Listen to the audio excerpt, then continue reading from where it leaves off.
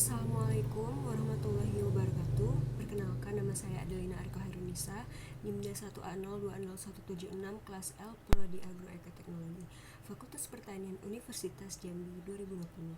Di video ini saya akan menjelaskan tentang salah satu materi dasar-dasar manajemen, yaitu fungsi manajemen, di mana saya akan menjelaskan salah satu fungsi manajemen, yaitu fungsi perencanaan atau planning. Apa itu perencanaan atau planning? Jadi, perencanaan atau planning adalah suatu rangkaian proses pemilihan atau penetapan tujuan organisasi dan penentu strategi yang dibutuhkan untuk menentukan suatu tujuan organisasi tertentu. Dengan perencanaan dapat dilakukan penilaian alternatif dalam pengambilan keputusan agar mendapatkan pilihan alternatif yang terbaik di antara pilihan alternatif lainnya. Jadi perencanaan yang baik itu yang dapat menjawab 6 pertanyaan atau 5W 1H, yaitu yang pertama adalah apa yang dilakukan, tindakan yang dilakukan atau what. Yang kedua adalah siapa yang melakukan tindakan tersebut atau who. Yang ketiga adalah di mana tindakan tersebut dilakukan atau where. Yang keempat adalah kapan tindakan tersebut dilakukan. Yang kelima adalah kapan tindakan tersebut dilakukan atau when. Yang kelima adalah kenapa tindakan perencanaan tersebut harus dilakukan atau why. Dan yang keenam adalah bagaimana cara kita melakukan tindakan perencanaan tersebut atau bagaimana how. Suatu perencanaan harus mengandung unsur-unsur, antara lain yang pertama adalah tujuan, kemudian aturan, prosedur, program, dan juga budget yang akan dikeluarkan. Alasan pentingnya perencanaan dalam suatu manajemen yang pertama adalah protective benefits atau manfaat perlindungan, yaitu untuk mengurangi atau meminimalisir terjadinya kesalahan dalam pembuatan keputusan. Yang kedua adalah positive benefits atau manfaat positif, yaitu untuk meningkatkan keberhasilan dalam pencapaian suatu tujuan organisasi. Manfaat dari perencanaan yang pertama adalah membantu manajemen untuk menyesuaikan diri dengan perubahan lingkungan atau beradaptasi dengan lingkungan sekitar. Kedua, membantu dalam menyelesaikan masalah-masalah utama. Ketiga, memungkinkan seorang manajer agar memahami keseluruhan sistem kerja secara jelas. 4. Membantu penempatan tanggung jawab pada karyawan. Yang terakhir adalah memberikan arahan dan petunjuk dalam menjalankan tanggung jawab masing-masing. Kemudian sifat-sifat perencanaan yang baik antara lain, yang pertama adalah pemilihan kata-katanya. Kata-kata yang jelas, sederhana, dan mudah dipahami untuk mengurangi penafsiran tiap orang yang berbeda-beda. Yang kedua adalah fleksibel, yaitu perencanaan harus dapat menyesuaikan dengan keadaan atau situasi yang sebenarnya.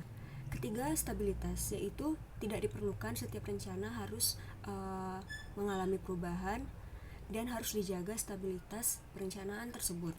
Keempat adalah seimbang, yaitu pemberian waktu dan faktor-faktor produksi kepada siapa tujuan organisasi yang seimbang dengan tujuan dan kebutuhan organisasi tersebut. Dan yang terakhir adalah meliputi seluruh tindakan yang dibutuhkan, yaitu meliputi fungsi-fungsi yang ada di dalam setiap organisasi, di dalam organisasi tersebut. Lalu siapa sih pembuat rencana itu? Jadi si pembuat rencana ini yang pertama adalah harus ada panitia perencanaan. Jadi masing-masing panitia membawakan misinya untuk menghasilkan suatu rencana dengan harapan rencana yang dibuat akan menjadi lebih baik. Kedua, bagian perencanaan, yaitu suatu unit dalam suatu organisasi yang bertugas untuk membuat rencana dan tidak ada unsur perwakilan yang mewakili bagian suatu organisasi. Yang ketiga adalah tenaga staf, yaitu ada dua kelompok fungsional, yaitu pelaksana, dan yang kedua adalah staf atau pemikir dari perencanaan. Jadi yang pertama adalah pelaksana. Nah, pelaksana ini tidak dapat disamakan dengan pemimpin. Jadi yaitu merupakan kelompok yang langsung menangani pekerjaan atau langsung terjun ke lapangan.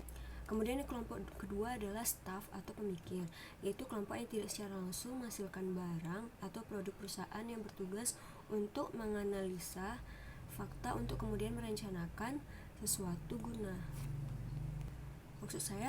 yang berguna. Proses pembuatan rencana yang pertama adalah menetapkan tugas dan tujuan. Antara tugas dan tujuan tidak dapat dipisahkan. Tugas merupakan apa yang harus dilakukan, sedangkan tujuan yaitu nilai yang diperoleh dari suatu perencanaan tersebut. Kedua, observasi dan analisa, yaitu menganalisis dan mengamati faktor-faktor yang dapat mempermudah dalam pencapaian tujuan organisasi. Tiga, mengadakan kemungkinan-kemungkinan, yaitu yang dapat diperoleh dapat diurut atas dasar tertentu seperti waktu, biaya, efisiensi, dan juga efektivitas. Dan yang terakhir adalah membuat atau memilih sintesa, yaitu pilihan alternatif yang akan dipilih dari kemungkinan-kemungkinan yang ada. Jadi setelah kita merencanakan atau mengusulkan sesuatu, ada beberapa, jadi kita di dalam tahap ini kita akan mulai memilih pilihan alternatif yang terbaik untuk mencapai tujuan organisasi tersebut. 5 dasar penggolongan rencana. Yang pertama, bidang fungsional. Kedua, tingkatan organisasi. 3, sifat. 4, waktu. Dan yang terakhir, yang kelima adalah unsur-unsur dari rencana. Yang pertama, bidang fungsional, yaitu yang didasarkan pada fungsi-fungsi yang ada dalam suatu organisasi atau perusahaan. 2, tingkatan organisasi, yaitu yang termasuk dalam keseluruhan organisasi dan satuan kerja organisasi atau biasa disebut struktur dari organisasi tersebut. Ketiga, sifat, harus rasionalitas, fleksibilitas, formalitas, kompleksitas, kerahasiaan, biaya, kuantitatif dan kualitatif, waktu, dan lain sebagainya. Keempat adalah waktu. Jadi dasar pengelolaan rencana ini adalah waktu, ada jangka pendek, jangka menengah, dan jangka yang panjang. Yang terakhir yang kelima adalah unsur-unsur rencana, di mana yang dapat diwujudkan dalam bentuk anggaran, biasanya dalam bentuk laporan, program kerja, dan kebijakan-kebijakan yang dapat mendukung suatu kegiatan organisasi tersebut. Di sini saya akan menjelaskan pengembangan rencana berdasarkan luas cakupan masalah serta jangka waktu yang terbagi atas beberapa seperti berikut ini. Yang pertama, rencana global. Kedua, rencana strategis. Dan ketiga adalah rencana operasional. Pertama adalah rencana global, yaitu penentuan tujuan suatu organisasi dan bersifat jangka panjang. Jadi tujuan perencanaan global ini dapat dipandang sebagai misi suatu organisasi. Analisis penyusunan rencana global terdiri atas analisis SWOT. Kedua, rencana strategik, yaitu merupakan bagian dari rencana global.